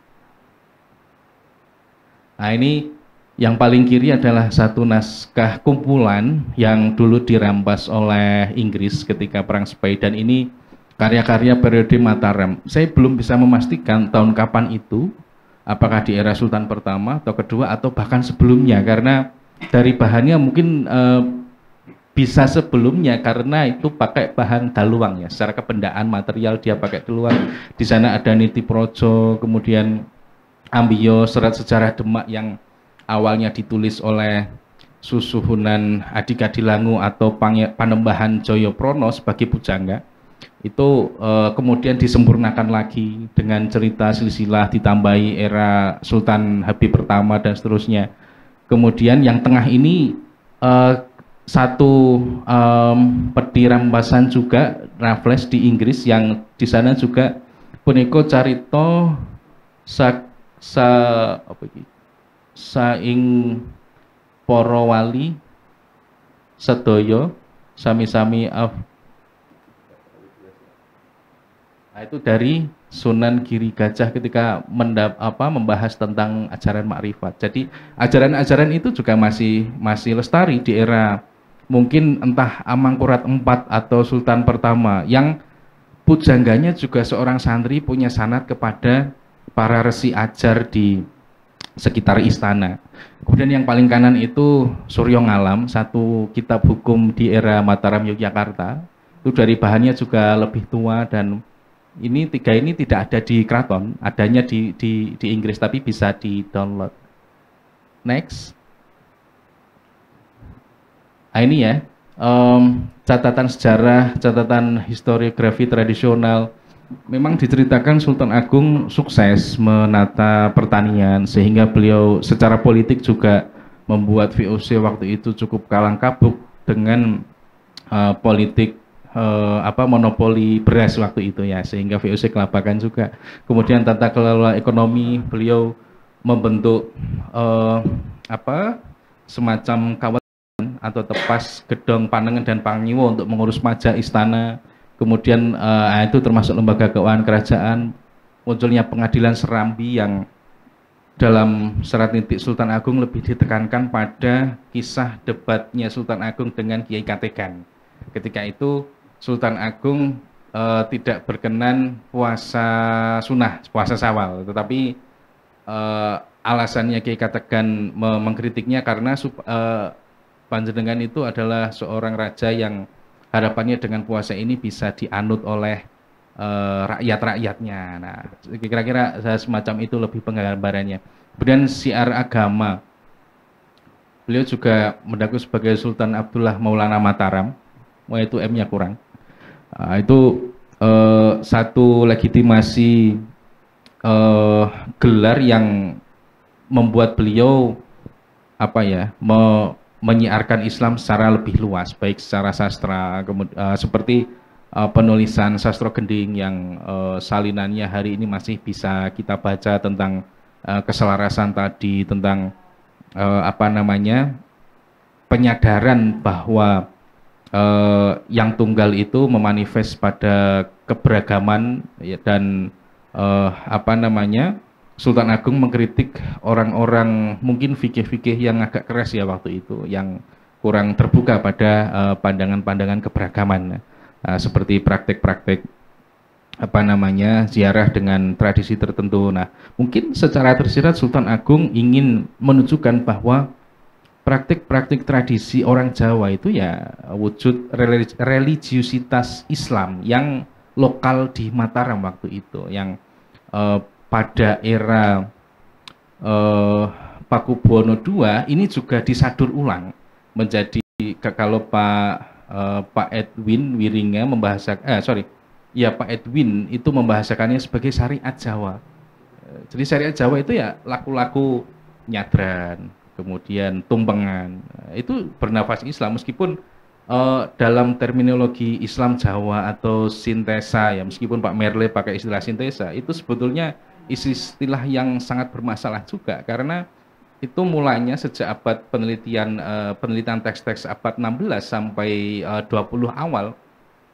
Yang meneliti adalah seorang residen-residen dengan latar belakang kekristenan yang kuat, yang mana waktu itu mereka lebih di konteks pemahaman mereka lebih pada meyakini 4 agama, yakni Kristen, Islam, kemudian Yahudi, dan yang terakhir pagan yang dianggap kafir. Maka dalam konsep mereka, ketika Islam tidak seperti yang mereka pahami, yang sholatnya rajin, yang tidak menyembah berhala, tabur bunga, itu ya dianggap kafir. Sehingga lalu muncullah istilah Islam dan Jawa perpaduan, sintesa. Padahal kalau di Jawa menurut konsep Sultan Agung ya itu udah selaras syariatnya, praktik religiusitasnya Islam di Jawa ya seperti ini. Maka saya lebih suka menyebutnya Jawa Islam, dan ini kajian ini sebetulnya udah lama, tahun 2015 itu udah dikaji bagaimana terminologi itu inkonsistensi logis dengan, dan tidak sebangun dengan konsep atau ide dasar keislaman di Jawa, di Mataram, di Pajang, dan seterusnya. Nah, kira-kira demikian yang bisa saya sampaikan. Saya kira teman-teman pasti punya pandangan, dan harapannya pandangannya yang lain juga supaya memperkaya perspektif, terutama Romo Nyai. Artefak-artefak berangka tahun itu memang penting untuk dikuak, dan kalau ada teman-teman mahasiswa di sini juga punya perhatian ke sana ya. Kalau tentang sastranya bisa kok juga ditelaah lebih lanjut lagi, karena saya juga sebatas mereview bagaimana karakteristik primbon zaman Mataram itu, kemudian niti sruti, kemudian wujil, kemudian serat-serat periode Mataram awal, kemudian ada lontar juga yang bercerita tentang hikayat Amir Hamzah yang cukup populer dari secara kebahasaan dari Pantura, juga tentu akan memperkaya perspektif. Dan saya juga dalam waktu yang agak terbatas nggak mungkin juga menelaah lebih detail dari 20 naskah itu. Masing-masing ada yang 400 halaman, 300 halaman. Nanti saya serahkan ke Mas Adi, ke moderator. Terima kasih. Terima kasih Mas Taufik atas paparannya. Alhamdulillah paling tidak kita semakin memiliki pandangan pengetahuan yang mengerucut. Kebesaran seorang guru itu bisa kita lihat dari suksesnya seorang murid membangun sebuah peradaban. Dan tadi oleh Mas Taufik dibawakan dengan sangat rigid melalui beberapa naskah-naskah yang sudah beliau sampaikan, menunjukkan bahwasanya Mbah Jejer sebagai seorang guru dan sekaligus mertua tak terbantahkan lagi. Sangat luar biasa. Monggo saya buka satu session pertanyaan kepada para audien yang ada di dalam sini. Mungkin ada tambahan tadi atau justru mungkin sanggahan atau pertanyaan. Saya buka untuk dua penanya, dua penanggap, dua penanya. Monggo. Ya.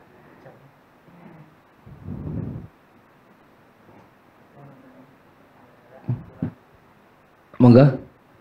Atau mungkin sudah sangat paham sekali, justru malah tidak perlu kita tanyakan. Di sini kita berkumpul dengan seorang ulama, dengan hukama. Alaikum bimujaz ulama itu wajib. Wastimai kalamul hukama, tadi kita dengarkan berbagai kalam-kalam hikmah dari dua narasumber kita, utama dari Rama Yai. Monggo, saya buka. Ya. Satu, ada lagi satunya? Mbak mau nanya, nggak apa-apa.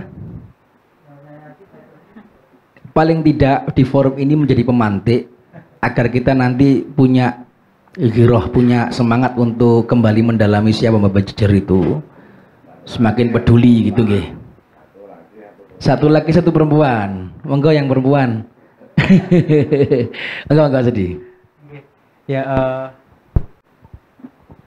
oke, mungkin saya sendiri mungkin juga mewakili teman-teman FKI juga ya, karena sekarang temanya benda gitu, nanti mungkin bisa langsung monggo dijawab Mas Taufik terus dilanjutkan oleh Yai Jawis gitu ya.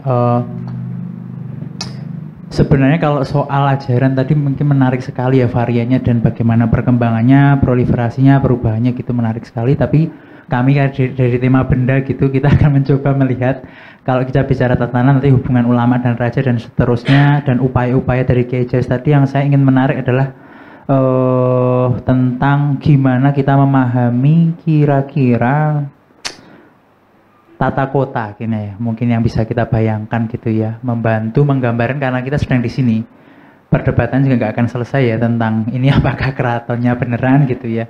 Untuk kita, karena dulu kan catatannya Van Guns itu ketika datang ke Keraton Amangkurat itu kan dia memuji Ahmad ya, luar istana yang sangat indah dikelilingi oleh air Segoro Yoso mungkin ya maksudnya ya, dan seterusnya. Dan kita juga sangat sulit membantu untuk generasi muda membayangkan transisi kekuasaan itu ketika kita juga sedang menuju transisi ini sampai acara harus berakhir sebelum tanggal 20 kayak kan gitu ya, karena akan ada pergantian kekuasaan yang baru. Jadi semua program dinas tuh harus berakhir sebelum perubahan negara gitu ya, oleh dilanjutkan apa enggak gitu ya tatanannya. Nah kita juga kayak gitu kan melihat tadi ceritanya Kiai Jawis dari kota gede lari ke sini sampai ada simpanan itu ya kan, terus geser dari Kerto yang cuma sak langkah terus sudah ganti gelar jadi Sunan Amangkurat ya kan, beda kayak gitu. Nah tata kota, dan kita selalu bertanya-tanya tentang kota ala Jawa itu seperti apa gitu ya.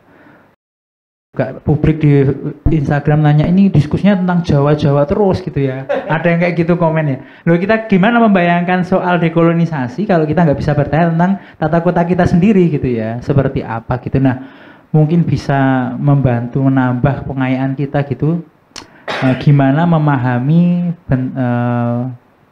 kata wilayah gitu, karena kita membaca benda itu kebendaan itu ya, yang infrastruktur tadi ada cerita tentang pengairan kayak gitu ya. Nah itu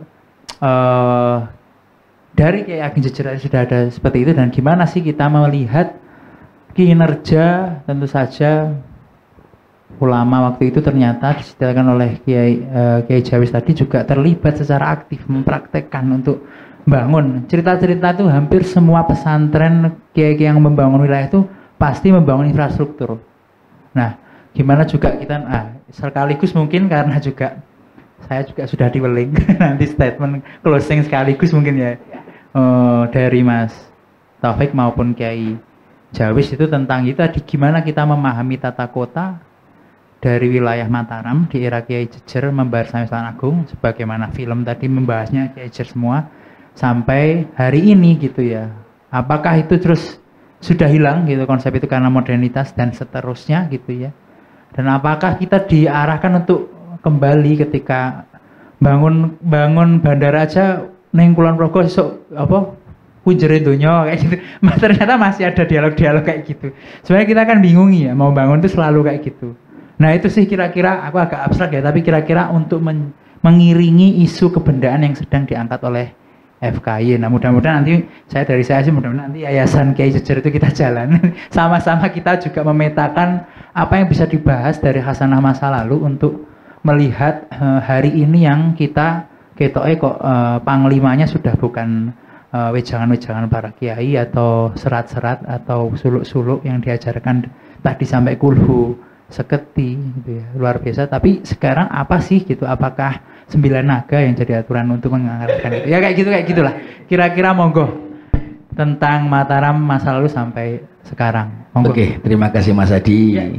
Ini tadi sebenarnya kita sudah mulai menghangat dan mulai menarik masuk ke dalam, tapi juga ada wuling dari Pak Adi Pandoyo sebagai penanggung jawab susunan Adi Pandoyo. Ini Kiai dan Mas Taufik, Mbak Yai dan Mas Taufik, pertanyaan dari Mas Adi tadi, apakah teman-teman hari ini bisa melihat sebuah tinggalan yang bisa kita jadikan satu, tidak hanya satu sifatnya yang seperti apa namanya memori belaka, kenangan belaka, tapi dia juga bisa menjadi satu pembelajaran penting, ageman untuk menjalani hidup pada hari ini. Kalau orang tubuh saya itu S, lalu saya pakai pakaian L, kan agak kedodoran atau S kedodoran. Tetapi kita tidak boleh juga menolak sesuatu yang dari luar diri kita. Di Jogja, di Mataram ini tata ruang kotanya sekarang kan juga sudah ngapunten sumbu filosofi nggih. Jadi salah satu kekayaan peradaban dunia, ilmu pengetahuan dunia.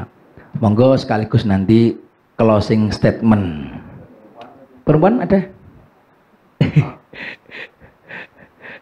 Diminta Mbak Yai, ada yang perempuan? Enggak? Enggak ada, monggo. Langsung mawon. Mas Taufik. Nggih, sekaligus closing statement. Ya, matur suwun pertanyaannya Mas Adi terkait dengan tata kota keraton ya, dan kaitannya dengan tata kota di zaman ini. Sebetulnya sama halnya dengan tradisi transmisi pengetahuan dari era Kesultanan Demak sampai hari ini, itu juga dia memanfaatkan ingatan-ingatan masa lampau ya. Ingatan dalam arti bukan dongeng, bukan mitos, tetapi satu tatanan yang di zamannya itu berdasarkan riwayat-riwayat, kemudian catatan-catatan lalu dikonstruksi.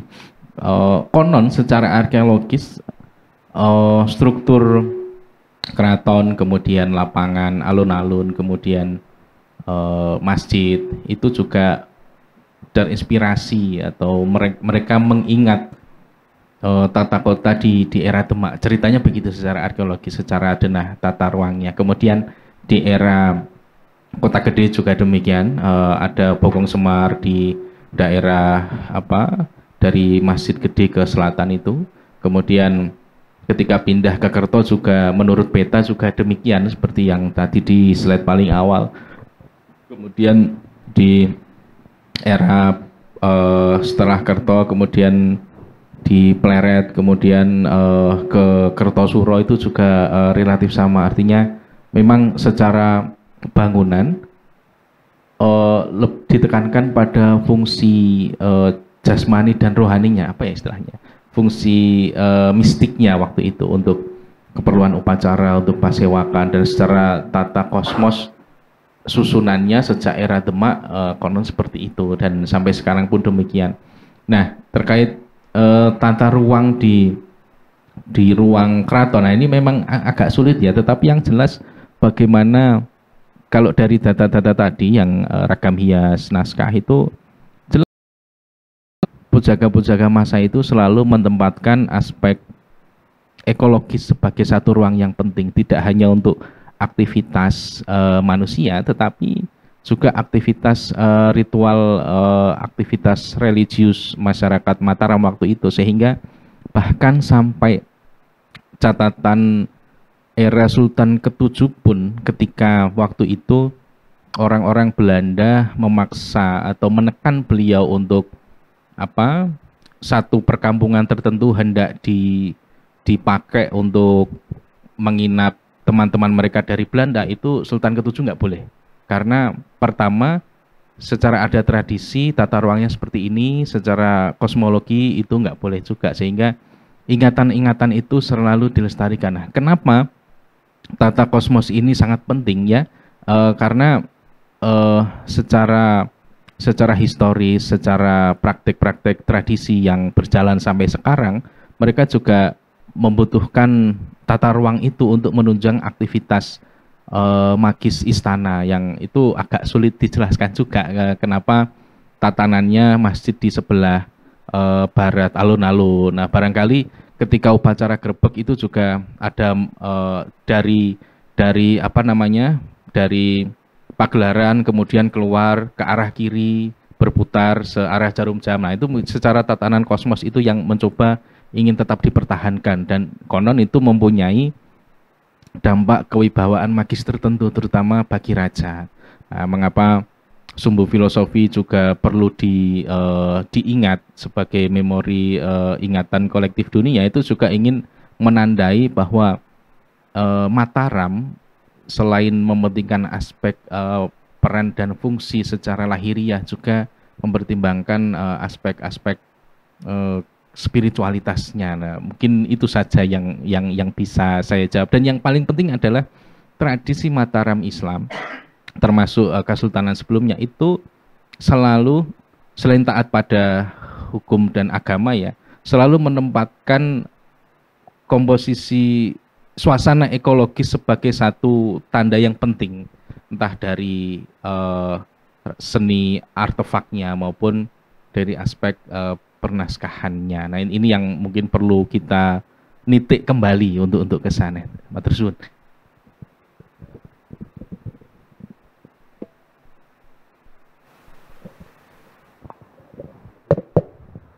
Nah, ini yang tanya malah keluar ini. Kalau saya gini ya, dari pandangan yang paling dekat saja kita ingat Keraton Yogyakarta. Keraton Yogyakarta itu berdiri 1755 ya. Terus memakai hukum Islam sampai 1946. Sebelum mengakomodir atau memakai hukum nasional ke NKRI itu. Berarti 1755 sampai 6 itu sekitar 290 tahun ya. Itu untuk masa kejayaan keraton atau sebuah lembaga di Indonesia menurut saya terhitung lama. Majapahit hanya berapa? Keraton Jogja itu termasuk lama. Dan yang membuat lama itu bukan alun-alunnya, bukan apa-apanya, meskipun itu sertaan, tapi ideologinya menurut saya. Nah, ideologi yang dipakai itu apa? Nah, yang kita pelajari itu mestinya ideologi itu. Dari ideologi itu memang diturunkan salah satunya simbol-simbol. Simbol-simbol di Keraton Yogyakarta itu yang sekarang diketahui sebagai filosofi, sumbu filosofi ya. PPH Mas Hadi Suryo, anak putra Ngarso Dalem 9 dari karo yang sepuh yang tinggal di Bintaran, yang sering derek ke Ngarso Dalem 9 sampai meninggal itu, sering ke rumah saya. Beliau sering cerita sebetulnya Keraton Jogja itu dulunya alun-alun itu 2, tapi ringennya itu 4. Ringennya itu 4. Jadi masjid jami, masjid Kauman itu sebagai masjid jami itu untuk Mahkamah Kubro. Di pengadilan itu dari Masjid Kagungan Dalem, terus Masjid Patok Negoro, nggak puas lagi ke Mahkamah Agung, namanya Mahkamah Kubro di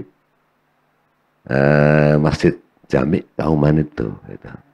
Nah, di selatan di timur Masjid Jami itu makanya ada alun-alunnya itu 2, di belakang 2, tapi pohon beringinnya hasilnya 4. 4 itu simbol dari 4 sahabat. menurut GPPH di Suryo. Ya. 4 sahabat selesai, diturunkan lagi menjadi mazhab 4 mazhab. Terus lagi mazhab, terus 4 pilar, bahasanya itu 4 pilar. Nah 4 pilar itu, nanti kalau kembali kepada kata kiwam dan jejer itu, tata kota atau poros kota itu bisa dibangun menjadi apa? Ayam tentrem gemahari pahlo jinawi. Apapun bentuknya silahkan, tetapi sistemnya dibangun dari ilmunya ulama, bukan ulama loh ya, ilmunya ulama. Ilmunya ulama itu begini. Misalnya sekarang ada bupati, pilihan bupati. Itu tidak harus bupati itu kiai. Tapi orang yang manut dengan kiai. Paham tak itu? Paham tak itu? Ada wali kota, tidak harus seorang ulama, seorang alim. Tapi orang yang manut dengan seorang alim. Itu. Karena pekerjaan seorang alim tidak cocok menjadi wali kota, menjadi bupati. Yang kedua harus dibangun dengan adilnya ulama, adilnya umara. Itu kemanusiaan itu. Yang keempat, yang ketiga sakhafatil agniya itu apa pemerataan. Yang keempat, ya sekarang bahasanya demi bangsa dan negara itu bidunga'il fuqara itu. Itu dibangun menjadi sistem, mau diwujudkan dalam bentuk apapun silahkan. Tetapi yang sekarang dipraktekkan itu ada alun-alun sebagai simbol pengingat raja, meskipun kamu raja, kamu nanti akan sampai kepada padang mahsyar, yaumul mahsyar. Alun-alun itu sebagai mahsyar. Nah di situ bisa selamat apabila berpedoman pada imam mazhab 4, pilih salah satu, naik kepada 4 sahabat, naik kepada 1, maka kamu bro Rasulullah Shallallahu Alaihi Wasallam. Nah itu yang saya pahami struktur untuk membangun dunia yang yang berekosistem lestari, dunia yang lestari itu harusnya seperti itu. Terus di samping ada sistem yang yang 4 itu, nanti sosok-sosoknya yang akan mengisi ke sistem itu juga harus ada syarat-syarat macam-macam itu. Ada 4 syarat lagi. Makanya sekarang 4 pilar itu menjadi jargon juga di Indonesia itu. Pancasila, NKRI, apa itu mati, apa itu 4 itu. Nah, 4 pilar lah itulah kira-kira. Begitulah. Jadi kira-kira begitu. Insya Allah doakan ya periode ini yang Anda sindir. Nama saya insya Allah masuk nominasi One Team Press. Loh lah iya, bisa menasehati Pak Prabowo ya, itu. Bapak-bapak, sebab ya tak ceritain ini untuk membangun ke depan itu. 2009 sampai 2017 saya itu Dewan Syuro PKB DIY, merangkap jabatan sekaligus sebagai penasihat spiritual Ketua Umum Gerindra, Profesor Dr. Suhardi itu. Nah, disebut oleh Pak Sekjen Gerindra sekarang, Pak Muzani, itu saya disebut beri pangkat sebagai penasihat spiritual Profesor Suhardi. Di saya partainya 2, PKB sama Gerindra. Kemarin Jurkamnas PKB. Nah, kebetulan Pak Prabowo ini ya cerita untuk membangun cerita hubungan ulama dengan Pak Prabowo ya ini cerita. Saya kenal dengan Pak Prabowo itu sejak 1983. Beliau masih kapten. Itu karena dulu sering ngadu jatos, lihat itu antara orang Jakarta, orang-orang Sinar Putih pada waktu Pak Harto dengan teman-teman Jawara dari Banten lah itu, pada waktu itu. Sering ngadu di Senayan. Salah satunya yang juara itu adalah kakak saya yang dari Banten, Abuya Murtado, adiknya Abuya Muhtadi itu. Nah, itu kalau Pak Prabowo Amit Sewu cerita sama saya itu, wah ini Buya Murtado, wah ini sakti sekali, wah ini dan seterusnya dan seterusnya. Makanya dua orang sahabat itu sejak ada Pak Prabowo nyalon sebagai wakil presiden bersama Bu Mega 2009, itu Pak Buya Murtado tetap dukung, kalah tetap dukung. Ya. 2014 itu saya ke Banten bersama saya, beliau dukung, kalah. Ya. 2019 kalah, 2024 baru menang. Nah ini ya sekarang. Nah ini atas apa legitimasi dari Buya Murtado dan pengalaman-pengalaman yang lain, secara omongan itu beliau mengusulkan saya kalau nanti ada doa pelantikan ke Pak Prabowo 2000 sebelum 20 itu yang ngurus istighosah saya di Hambalang atas instruksi dari Banten. Nah, nanti ada menjadi Dewan Merdeka apa Dewan apalah istilahnya kalau zaman SBY dan seterusnya. Kalau jadi itu bisa memberi nasihat pada presiden. Nah, kalau jadi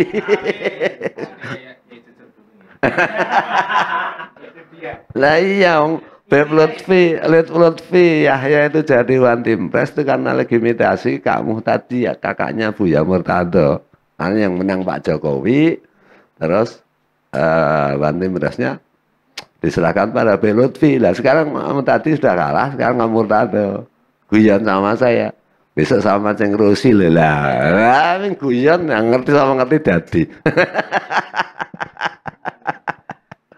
Kalau itu kan bisa nanti apa wacana-wacana dan apa tentang kesejarahan tata kelola kota, tata kelola desa dan seterusnya itu bisa menjadi pertimbangan untuk disampaikan kepada presiden. Perkara dinggo apa tidak wallahu a'lam. Wong namanya One Team Press kok. Moga-moga begitu ya. Nah, sekian dari saya akhiri. Wallahul muwaffiq li aqwamit thoriq. Wassalamualaikum warahmatullahi wabarakatuh.